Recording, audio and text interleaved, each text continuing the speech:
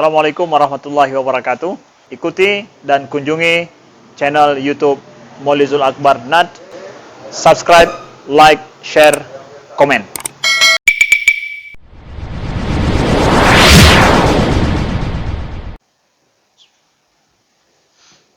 Assalamualaikum warahmatullahi wabarakatuh.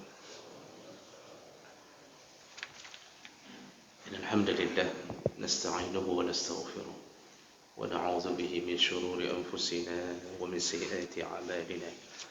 May yahdihillahu fala mudilla lahu wa may yudlil fala hadiya lahu.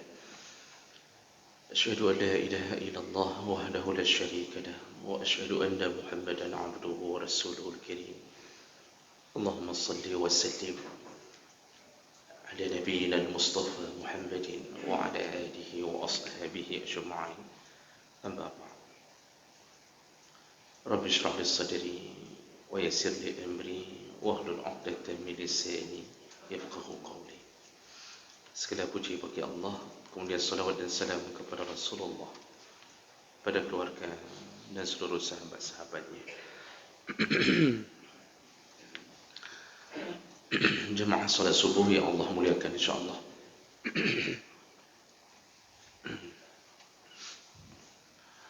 Di pertemuan kita sebelumnya, kita sudah membahas salah satu dosa besar adalah istri yang melakukan puasa sunnah namun tanpa seizin dari suaminya di saat suaminya berada bersamanya. Dan pagi hari ini kita sambung dosa besar berikutnya, yaitu tarkul haji ma'al qudrah alaihi ilal maut. Meninggalkan haji atau tidak ada rencana berhaji sedangkan orang tersebut mampu untuk melakukan haji, dan itu terjadi sampai kematiannya. Artinya tidak merencanakan haji sampai mati dalam keadaan dia mampu, maka matinya dalam keadaan mati berdosa besar. Jemaah melakukan Allah Subhanahu wa taala. Kita tahu bahawa haji ini Allah letakkan di rukun Islam yang terakhir dengan tujuan agar umat melakukannya setelah benar-benar dalam keadaan mampu dan telah menyelesaikan rukun Islam yang lain. Allah Subhanahu wa taala bahkan memberi isyarat, liman istata'a ilaihi sabila. Haji itu hanya wajib bagi yang Allah beri kemampuan untuk melakukan perjalanan. Jadi begitu banyak keringanan sehingga para ulama ketika mengatur kembali rukun-rukun berhaji, mereka mengatakan haji hanya wajib kepada orang Islam baligh, berakal dan mampu. Nah, ketika membicarakan mampu, itu kategorinya zad dan rahilah. Dalam kitab-kitab disebut zad dan rahilah, iaitu mampu secara zadun, punya kelebihan harta. Jadi kalau harta pas-pasan belum dianggap mampu. Maksud kelebihan harta, kalau dia berhaji, dia mampu membiayai dirinya sendiri untuk perjalanan, sekaligus mampu membiayai orang yang ditinggalkan yang wajib nafkah. Jadi kalau hanya mampu membiayai perjalanan, tapi kemudian orang yang ditinggalkannya kelaparan, padahal itu wajib nafkah kepadanya, maka belum masuk kategori mampu. Kemudian juga yang dimaksud mampu adalah mampu dalam rahilah. Rahilah dalam perjalanan, sehat badan untuk melakukannya, aman di jalan. Jadi bukan dalam keadaan sedang konflik yang menyebabkan kenderaan menuju haji bisa berbahaya, atau konflik antar negara yang bisa memutuskan jalur untuk bisa melewati jalur udara. Kalau sudah sampai berbahaya, maka Allah tetap meringankan urusan itu. Dan kemudian Allah Subhanahu Wa Taala memberi semangat kepada orang-orang yang belum melakukan haji untuk melakukan haji.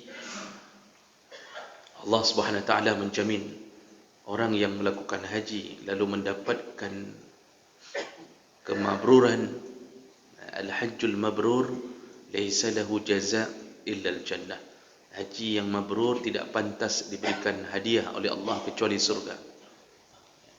Allah mengatakan kalau hajinya mabrur, maka tidak pantas mendapatkan pahala-pahala yang kecil, tapi langsung Allah vonis dia surga.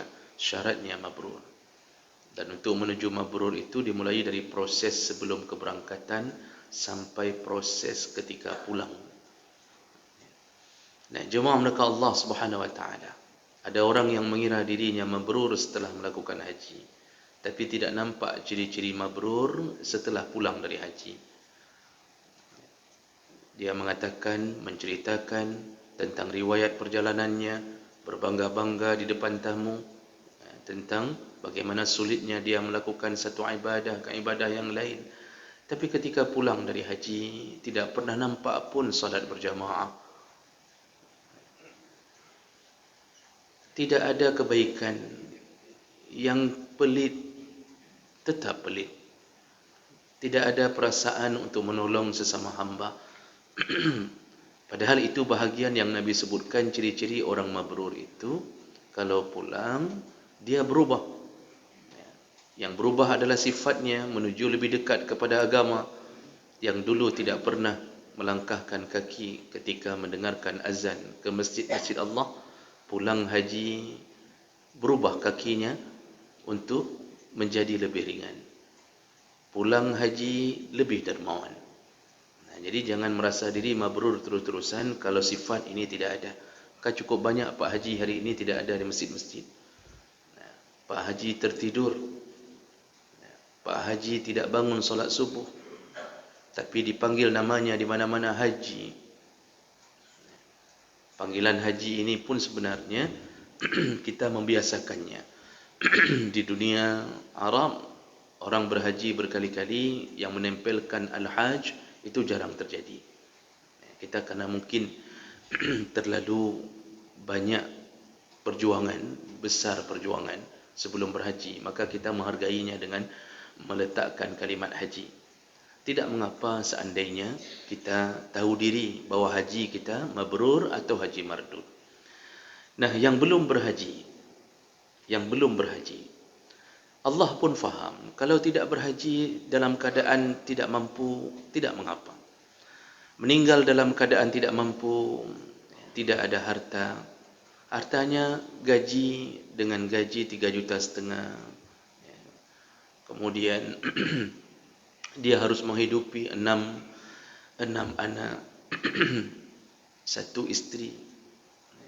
Itu tidak cukup 3,5 juta. Dia berniat haji, tapi selalu uangnya habis, tidak bisa dikumpulkan. Membayarkan SPP anak, uang jajan anak di pesantren. Macam-macam dia harus lakukan. Dia harus bayar listrik, bayar air. Yang tipe-tipe begini, sampai mati pun seandainya dia tidak bisa berhaji, maka dia tidak termasuk golongan orang yang mati berdosa. Tidak mengapa. Orang-orang yang hari ini berlabelkan PNS, tapi gaji pun pas-pasan, apalagi hidup di dalam dunia kredit, maka biasanya tidak mampu berhaji. Kalau seandainya gajinya tidak naik-naik. Karena ukuran sekarang, ukuran 4 juta itu susah. Kecuali memang kita berniat betul-betul ingin berhaji dengan menabungnya. Maka Allah maafkan mereka. Allah memberi isyarat yang mampu saja. Nah, sayangnya ada tipe orang, dia mampu, Allah berikan segala-gala untuknya. Allah berikan rezekinya luas. Dia punya kebun. Jadi tidak mesti harus bergaji, tapi dia punya kebun. Sekali panen kebun sawitnya sampai puluhan juta rupiah. Dia punya lembu yang disuruh pelihara, kadang-kadang mencapai 10 ekor. Satu ekor lembu sampai 15 juta. Kalau dia jual 2 saja, 3 saja, maka dia bisa naik haji. Tapi Masya Allah, dia tidak lakukan itu. Dia tidak lakukan. Sudah panen berulang-ulang, dia tidak pernah daftar haji. Kenderaan lain dia beli. Di rumahnya ada 2 mobil. Yang satu untuk isteri tercinta, yang satu untuknya. Untuk isteri dia berikan mobil Jazz, untuk dirinya dia berikan Innova. Berapa harganya? Subhanallah, 400 juta dia bisa hadirkan. Tapi sampai hari ini belum ada rencana mendaftarkan haji. Dengan alasan belum mendapatkan panggilan Allah. Dia selalu mengatakan kepada orang yang dia antarkan untuk berhaji, tolong panggil saya, tolong panggil saya. Orang yang di sana terus-terusan memanggil namanya. Dia tertidur pulas di dalam kekayaannya dan tidak ada rencana untuk berhaji. Panggilan Allah itu, yaitu ketika Allah beri rezeki. Itu panggilan Allah. Jadi jangan mengira kita datang suara dalam mimpi, berhajilah. Sudah saatnya engkau berhaji. Mahang ku tepu ke kajak haji gino. Tidak begitu, Pak. Tidak akan ada suara gaib yang memanggil kita. Kapan Allah memanggil kita? Ketika yang dulu gaji cuma 2 juta, tiba-tiba hari ini berubah jadi 10 juta. Itu berarti datang panggilan. Yang dulu cuma lembu seekor saja yang hidup, hari ini telah berubah menjadi 10 ekor. Itu Allah panggil untuk haji. Itu Allah telah datangkan panggilan. Tidak juga mendaftar haji, disitulah dosa mulai menggantung di atas nama kita. Dan kapan Allah tempelkan dosa itu menjadi dosa terbesar bagi kita? Ketika sampai mati kita tidak berusaha mendaftarnya. Oh, masalah setelah daftar dipanggil 20 tahun yang akan datang, itu tidak menjadi masalah. Dalam fikih manapun, ulama manapun selalu menjawab, orang yang ditunda hajinya atau mendapat uzur karena penundaan negara, dia telah bermimpi, dia telah daftarkan ONH-nya, lalu dia meninggal sebelum sempat melakukannya, maka dia mendapatkan pahala haji tergantung dengan niatnya. Kalau niatnya begitu tulus, dia nanti-nanti, begitu negaranya mengumumkan ditunda lagi, menetes air matanya, sedih, dia ingin berangkat, tapi tertunda karena uzur yang bukan dia buat, meninggal sebelum sempat berangkat. Semua ulama mengatakan niatnya membuat Allah bisa memberikannya pahala haji, karena bukan dia yang merencanakannya. Nah, jemaah maka Allah. Jadi tidak perlu khawatir kita yang selalu berdalih daripada daftar haji bagus umrah, karena haji dipanggil 20 tahun yang akan datang. Dia daftar di umur 60, hajinya nanti dia bayangkan umur 80. Dalam keadaan stroke, asam urat, kolesterol, kemudian didorong-dorong sana, didorong sini. Tidak perlu fikirkan itu. Yang penting daftar. Allah Subhanahu wa taala dalam salah satu hadis qudsi dari Abu Sa'id Al-Khudri, anna Rasulullah sallallahu alaihi wasallam qala, Rasulullah berkata, yaqulu Allah azza wa jalla, Allah Subhanahu wa taala berkata, inna 'abdan sahhahat lahu jism, sahhahtu lahu jismah. Seorang hamba yang telah aku beri sehat badan, kata Allah. Seorang hamba yang telah aku beri sehat badan. Wa wasa'tu lahu fil ma'isyah. Lalu aku berikan dia rezeki yang luas. Badannya aku sehatkan, rezekinya aku berikan, kata Allah. Nah, jadi ini maksudnya Allah ingin mengatakan lebih dahulu yang kita ini semua di dalam genggaman Allah. Ketika Allah menginginkan hamba untuk mendekat kepadanya, maka Allah akan mensehatkan badan kita untuk bisa menuju ke tempat-tempat ibadah. Termasuklah kita selalu mendatangi salat masjid. Salat di masjid ini salah satu daripada keinginan Allah, diberikan keringanan kaki kita. Di antara kita banyak yang hari ini sehat tapi Allah tidak beri kekuatan. Nah, ada orang yang Allah telah sehatkan badan, lalu Allah luaskan rezeki. Tamdi alaihi 5 a'wam la yaghdu alayya limahrum.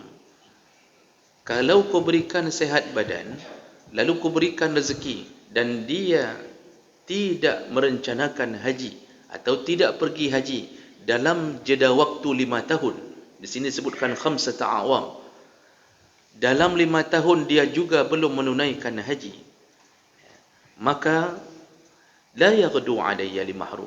Dia tidak mendatangiku, kata Allah. Maksudnya dia tidak mengunjungi rumahku, maka terhalanglah baginya semua kebaikan. Mahrum itu diharamkan baginya semua kebaikan. Apa maksudnya dihalang oleh semua kebaikan? Para ulama mensyarah hadis ini dengan mengatakan yang selayaknya dia bisa mendapatkan surga, kau halangi dia dari surga. Yang selayaknya dia mendapatkan keberkahan hidup di dunia, maka kau halangi juga. Semua yang baik-baik, pahala yang besar dihalangi oleh Allah. Dia tidak mendapatkan apapun. Hadis ini menyebutkan 5 tahun. Namun, ini tentu bahasa ini adalah bahasa bagi yang tidak ada keadaan darurat. Hari ini keadaan kita berubah. Kita tidak bisa merencanakan sendiri dalam 5 tahun. Karena perjalanan haji adalah perjalanan antara negara. Maka negaralah yang memberikan izin. Maka hari ini kita tertunda sampai 20 tahun. Allah faham itu dan Allah tahu keadaan itu. Jadi jangan berfikir bahawa kita ini begitu mudah dijerumuskan Allah dalam neraka. Tidak. Maka yang penting apa? Daftar dulu jemaah neraka Allah. Daftar dulu. Begitu marahnya Allah kepada orang-orang yang meninggalkan haji, sedangkan dia dalam keadaan mampu. Allah Subhanahu wa taala mengingatkan melalui nabinya beberapa hadis yang mengancam orang-orang yang tidak berhaji. Di antaranya ada 2 hadis, yang satu dihukumi dhaif tapi dikuatkan kepada yang lain. Rasulullah sallallahu alaihi wasallam menyebutkan man malaka zadan, dari Ali radhiyallahu anhu, Rasulullah berkata man malaka zadan aw rahilah, barang siapa yang memiliki harta lebih, aw rahilah, atau dia aman di jalan, punya kenderaan. Jadi harta ada, badan sehat, kenderaan ada. Maksud kenderaan bisa dia tempuh menuju ke Masjidil Haram. Tablughuhu ila baitillah, dia punya kenderaan yang bisa membuat dia sampai ke Baitullah. Walam yahujja, tidak juga dia melakukan haji. Tidak juga dia melakukan haji. Fala alaihi ayyamut, seandainya dia mati dalam keadaan tidak merencanakan haji itu, maka ayyamuta yahudiyan atau nasraniyan, maka matinya mati dalam keadaan tercatat di sisi Allah seperti matinya Yahudi atau Nasrani. Hadis riwayat Tirmizi dan Baihaqi, dan Tirmizi menyebutnya hadis gharib.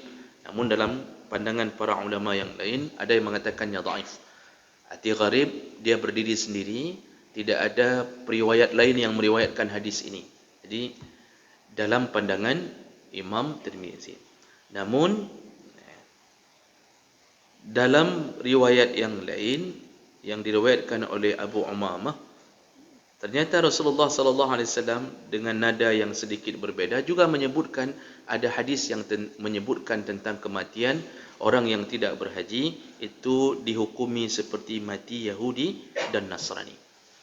Walaupun masih ada khilaf, namun jemaah mereka Allah Subhanahu wa taala, berhati-hatilah. Karena yang perlu kita ketahui, hadis dhaif itu belum tentu tidak benar. Berbeda dengan hadis palsu. Kalau hadis palsu dipastikan itu bukan dari Nabi SAW. Hadis dhaif belum tentu tidak benar. Dia bisa benar, namun derajatnya turun. Disebabkan beberapa perkara. Di antaranya ada sanad atau ada perawi-perawi yang di dalam rantai menuju ke matan hadis, an itu. Di antara mereka ada satu orang saja yang dikenal, kurang bagus ingatannya, kurang bagus hafalannya, atau pernah berbohong. Gara-gara dia pun perkataan Nabi bisa turun derajatnya. Jadi menyampaikan hadis, padahal hadis itu benar dari Nabi, tapi karena keberadaan orang itu sehingga diragu-ragukanlah hadis itu. Jadi belum tentu tidak benar. Yang mau kita katakan apa? Berhati-hatilah tidak merencanakan haji.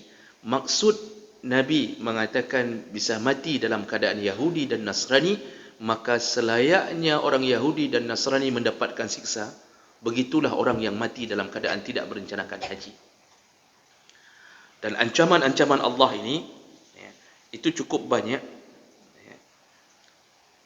melalui hadis-hadis yang lain. Dalam hadis Abi Umamah yang kita sebutkan tadi, Rasulullah menyebutkan, man lam tahbisuhu hajatun dhahirah. Barang siapa yang tidak dihalangi dengan sebuah hajat yang besar, au maradun habisun, dan juga dia tidak dihalangi oleh sakit yang membuat dia tidak bisa bangkit atau tidak lagi bisa berjalan, au sultanun jair, dan juga dia tidak terhalangi dengan pemimpin yang zalim. Artinya negara masih memberi izin untuk berhaji. Walam yahujja, tidak juga dia merencanakan haji, falyamut insya'a yahudiyan atau insya'a nasraniyan, maka matinya mati dalam keadaan Yahudi dan Nasrani. Hadis riwayat Baihaqi dalam kitabnya Fi Sya'bi. Nah, jemaah mereka Allah Subhanahu wa taala, bagi kita yang tidak ada rencana untuk berhaji, kalau mati belum berhaji, tapi kita sendiri tidak ada rencana, dari model tidak ada rencana, harta banyak tapi dia tidak ada rencana menjualnya, perlukah dia diganti hajinya ketika dia meninggal? Perlukah dibadalkan hajinya padahal dia sendiri tidak merencanakan untuk berhaji? Para ulama menjawab, kalau orang yang sudah terkena kewajiban haji, yang dilihat dari kemampuan badan dan harta yang tinggal, tapi dia tidak merencanakan haji, maka ahli warisnya boleh menghajikannya atau membadalkan hajinya, boleh tidak. Namun kalaupun dia dihajikan dalam keadaan dia tidak ada rencana untuk berhaji, walaupun dibadalkan hajinya, kata Ibnul Qayyim rahimahullah, beliau mengatakan orang yang model begini, walaupun dibadalkan 1000 kali oleh orang yang membadalnya, dipastikan tidak satu pun sampai pahala kepadanya, karena dia sendiri dalam masa hidupnya pun tidak ada rencana. Mau dibadalkan 1000 kali pun, yang pahala tidak akan sampai kepadanya, karena dia mati dalam keadaan tidak ada rencana sedikit pun untuk melakukan ibadah ini. Nah, jadi kalau orang yang tidak ada rencana haji, ahli warisnya boleh membadalkannya, boleh tidak. Namun yang membadalkan bukan untuk mengirimkan pahala, tapi dia bisa berharap semoga Allah meringankan siksa dari ayahnya yang tidak merencanakan haji. Nah, ini kadang-kadang ada ahli waris, biasanya orang yang hidup tidak merencanakan haji, maka Allah juga membuat mereka mendapatkan generasi yang tidak memikirkan nasib orang tuanya. Biasanya begitu. Ayah yang tidak taat pada Allah akan menelurkan generasi-generasi yang juga tidak taat kepada Allah. Jadi kadang-kadang ahli waris tidak terfikirkan pun. Yang penting harta ayah jual bagi warisan, bersenang-senang, bisa beli chip game judi online, lalu kemudian dia selesai urusannya. Benai fikir ke ayah, Hana. Tidak sedikit pun dia terfikir. Kenapa? Ayahnya pun tidak memikirkan untuk mendekat ke Allah. Maka Allah buatkan generasi yang begitu. Tipe kedua, ada orang yang berniat haji namun tidak mampu. Selalu dia ungkapkan, seandainya kalau saya kaya, saya akan berhaji. Tapi dia meninggal dalam keadaan tidak mampu. Ayah kita, ibu kita yang dari dulu guru, dari dulu ayah kita guru PNS, tapi gaji dulu Masya Allah 15.000, 20.000, tahun-tahun 80-an, sampai hari ini pun dia tidak mampu. Dan anaknya pun hidup dalam keadaan pas-pasan, tidak mampu memberikan atau menghadiahkan harta supaya ayahnya berhaji. Perlukah kalau dia meninggal untuk dibadalkan? Jawabannya tidak perlu, karena dasarnya dia di sisi Allah sama sekali bukan orang yang diwajibkan berhaji. Dia tidak berdosa dan dia dicukupkan pahala dengan pahala selain daripada haji. Dan yang terakhir, jemaah menekan Allah, bagi orang yang sudah mendaftar lalu kemudian lebih dahulu dijemput oleh Allah dengan kematian, ONH-nya masih ada di atas namanya, uangnya uang dia, perlukah dia dibadalkan hajinya? Nah, di sini para ulama mengatakan Kematian itu sebenarnya menggugurkan haji. Kematian menggugurkan haji bagi yang sudah merencanakan haji. Tapi tadi yang tidak merencanakan haji dia mendapatkan dosa. Yang sudah merencanakan haji lalu kemudian dia meninggal dunia, maka kematian menggugurkan hajinya. Namun sangat dianjurkan untuk menyempurnakan apa yang telah dia niatkan. Maka ahli waris sangat-sangat dianjurkan untuk melakukan haji kepada orang tuanya yang telah dijemput dengan kematian. Maka paling bagus ahli keluarga mengambil harta itu lalu mencari orang yang membadalkan haji, bukan mengalihkan harta itu kepada anak yang belum berhaji. Karena selama ini konsep dalam kemenak kan dirubah Pak yang baru-baru ini, bahawa kalau yang meninggal fulan maka dibolehkan diganti oleh anak. Sekarang sudah boleh diganti oleh anak. Masalahnya anak pun belum pernah berhaji, sehingga harta itu dijadikan sebagai modal untuk hajinya anak. Dalam hukum yang paling baik adalah ahli waris mencari pengganti atau membadalkan si fulan yang telah menemui Allah untuk menyempurnakan keinginannya.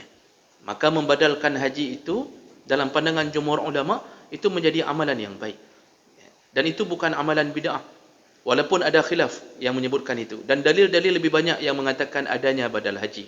Seorang perempuan mendatangi Rasulullah dari Bani Juhainah lalu berkata, ibuku telah meninggal dunia dan dia bernazar untuk melakukan haji, dia berniat kuat melakukan haji.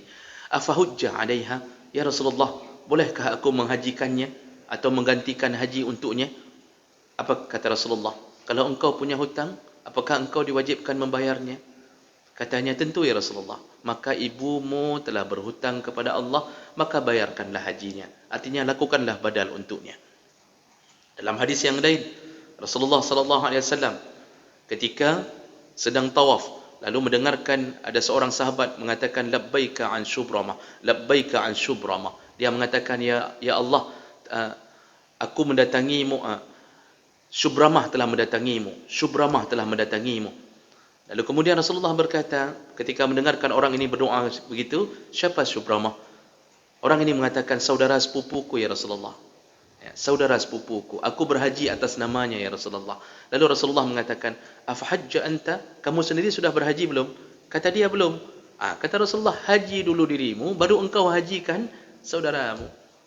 Jadi syarat orang badal adalah dia sudah berhaji, lalu dia baru boleh menghajikan. Itu juga menunjukkan bahawa adanya badal haji. Dan banyak hadis lain yang menyebutkan. Jadi jemaah maka Allah, janganlah khawatir tentang tertundanya perjalanan kita. Mau berpuluh tahun orang boleh menundanya, yang Allah tetap mencatat kita sebagai orang-orang yang taat kepadanya. Maka daftarkanlah ONH segera. Pulang ini Pak, langsung daftar ONH segera. Tidak usah tunda besok. Ketakut mati besok. Karena banyak orang yang hari ini mati dalam keadaan tiba-tiba. Jual itu, ban mobil 4 dijual sudah bisa. Tapi tambah beberapa mobil lagi banyak Pak. Jadi jemaah mereka Allah, semoga Allah tetapkan hati kita di dalam ketaatan kepadanya, dan semoga Allah mengumpulkan kita kembali di dalam surganya. Amin ya rabbal alamin. Subhanakallahumma bihamdik, asyhadu an la ilaha illa anta, astaghfiruka wa atubu ilaik. Wassalamualaikum warahmatullahi wabarakatuh.